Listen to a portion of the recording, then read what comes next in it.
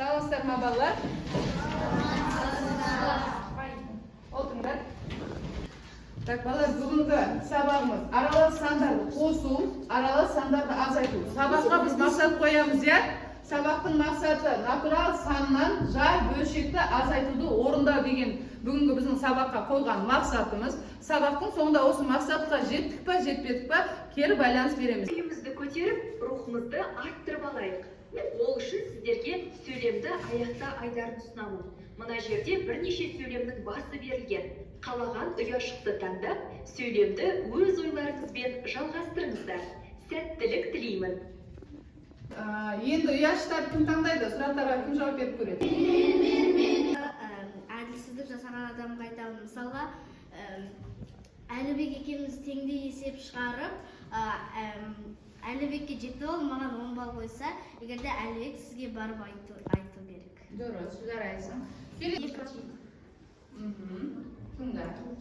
Өз ісіме жауапкершілікпен қараймын, себебі мен өзім құтырып жүрсем, ол әділетсіздік, дұрыс істемейін деп ойлаймын. Дұрыс.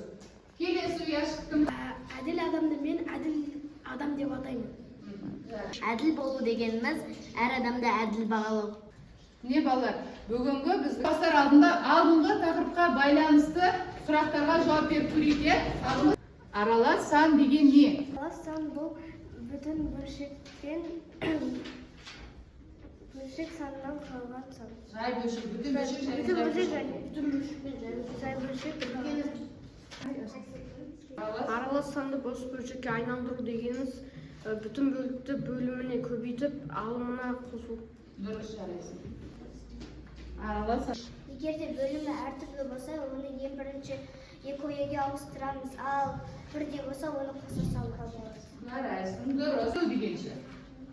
Айым айта ғой. Егер бөлімдері әртүрлі болса, онда оны ортақ бөлімге келтіріп алу керек. Балалар, алдыңғы сабақты еске түсіріп алдық, я?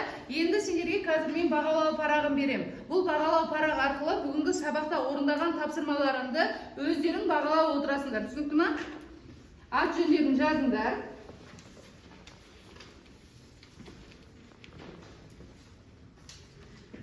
Бүгін бізде аралас сандарды азайту тақырыбы бізде бүгін 3-ші сабақ болғандықтан бүгін қорытынды сабақ болады. Сол үшін бірінші жеке тапсырма беріледі. Бұл жеке тапсырма бізде 3 балмен бағаланады.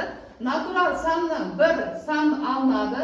Бұрыс бөлшек түрінде жазады. Бөлшектерді азайту орындалады деген 3 балдық дескриптормен есептелініп бағаланады. Қазір кезекпен өздерің таңдау бойынша тақтаға шығамызда, мына көбікті лақтырамыз. Бұл жерде лақтырған кезде сендерге қандай асық түсіп тұр? Қызыл асық па? Барамыз, қызыл асықта аламыз да, артындағы есепті алып тақтаға шығарамыз. Түсінікті ме?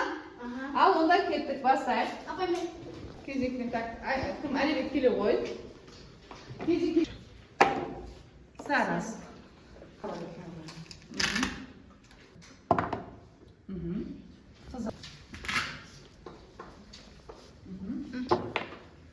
Қызыл.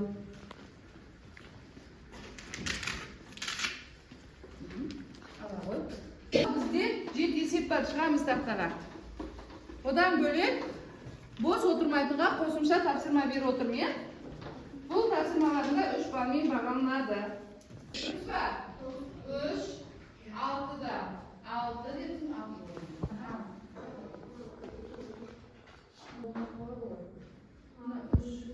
депсің, 2, 6-да 3 деп.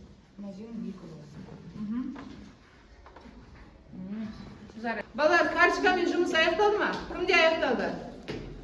Айымканы есебін кесірейік. Жарайсың. Өзіне 3 балл қой. Жеке тапсырмаға 3 балл қой.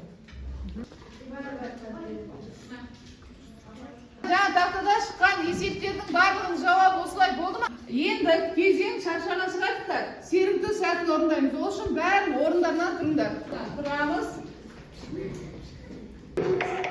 Дұрыс. Қолдарыңдар. Давайте. Қайталаңдар.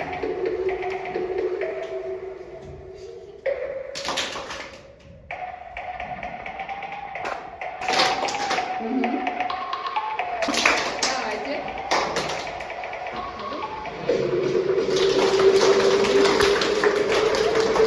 Қараңдар, мен өзім сендерге мына тапсырманы беремін, артындағы есепті шығарамыз, жарай ма? Кеттік. Жұппен екі есеп бар, бір-бірімен ақылдасып, сөйлесіп, қалай шығаруға болады, шығарасыңдар да бірге апарып тақтаға ілеміз. Асыл сен жұпын жоқ екен ғой. Онда бір есеп бар. Қай жұп дайын? Сендер езудің жарайсыңдар. Келесі жұп. Жарайсыңдар. Келесі жұп. Жұптың. Дұрыс осыған қой. Жарайсыңдар. Келесі. Жарайсыңдар.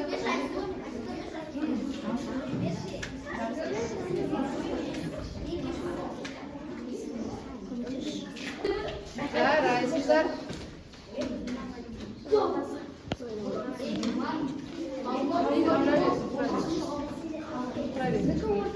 Келесі. Келесі жұп. Ага, сендер все, дұрыс.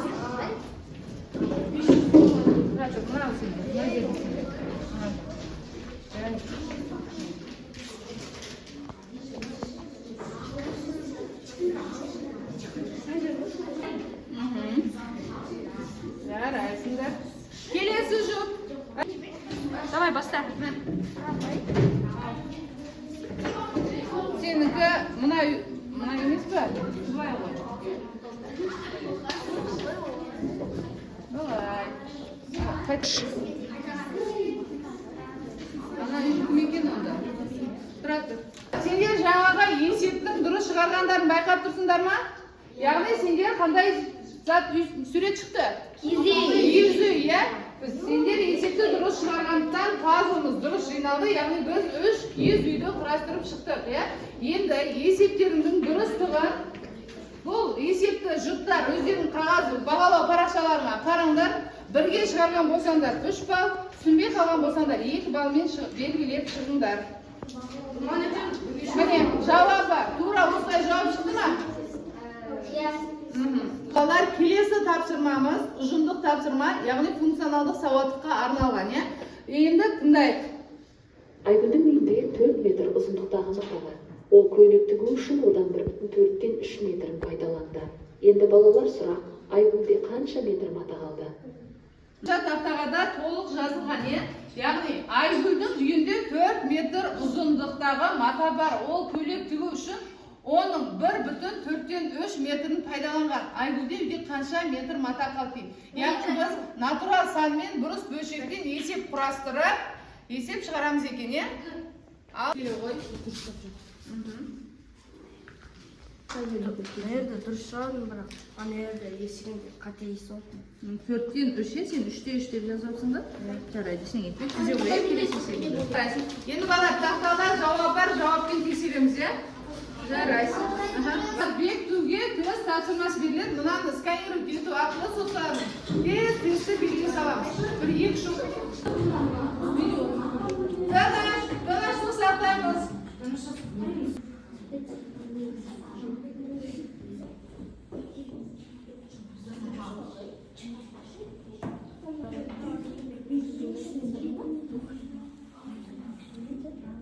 Балалар, болдыңдар ғой, иә?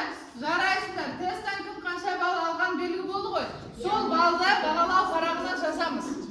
3 есеп қате болса 3, 2 есебің дұрыс болса 2-ден балл топшыңдар. Бұлай болса, балалар қазір WhatsApp желісі арқылы рефлексия жасаймыз. Яғни бүгінгі сабақта түсінді, сұрақтарым бар, түсінбедім деген сияқты. Бәріміз WhatsApp тобымызды ашамыз.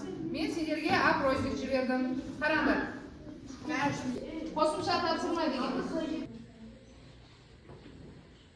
Жаңағы жіберген сауалнамадан Айбар бізде мен түсінбедім, сұрағым бар деген пункті басқан екен, е? Айбар, қай жерін түсінбедің? Аралас сандарды азайту дейді. Аралас сандарды азайту, е? Айбар, тыңда, аралас сандарды азайту үшін біз натурал саннан, мына бізде күнделікті қолданатын сан натурал сан, е? Осыдан аралас сан дегеніміз, мысалы, 1,3-тен 2-ні азайтып десе, мына бүтін бөлігін 2 санға ажыратамыз. 3 және 1 деп. сонда 3, қорау. 1 дегеніміз 3-те 3, азайту 1, 3-те 2 дейміз. Бұл дегеніміз 2, 3-те 1 деген мағынаны білдіреді. Түсінікті ме? Балалар, енді сабағымыз аяқталды. Әрқайсыңа бағалау парақ берілді, иә? Бағалау параққа балды әділ қойғандарыңа сенем. Енді мен тексеріп шығайын. Так, Бекарыс өзіне 8 балл қойған екен. Жарайсың. Айкөзген есептеп қой. 9 балл қойған екен. Айын. Есептемектің айын. 10 балл. Айсұлтан. 10 балл жарайсың. Айсұлтан 10 балл алды. Тақтада да бүкіл тапсырманы орындады. Шынар 9 балл жарайсың. Айзакер жарайсың. Балалар бәрін бағаларын таза қойдыңдар ғой, жарайсың. Енді бағалау парақтарында маған жинап беріңдер. Мен кешке кезекке бағаларымды қоямын.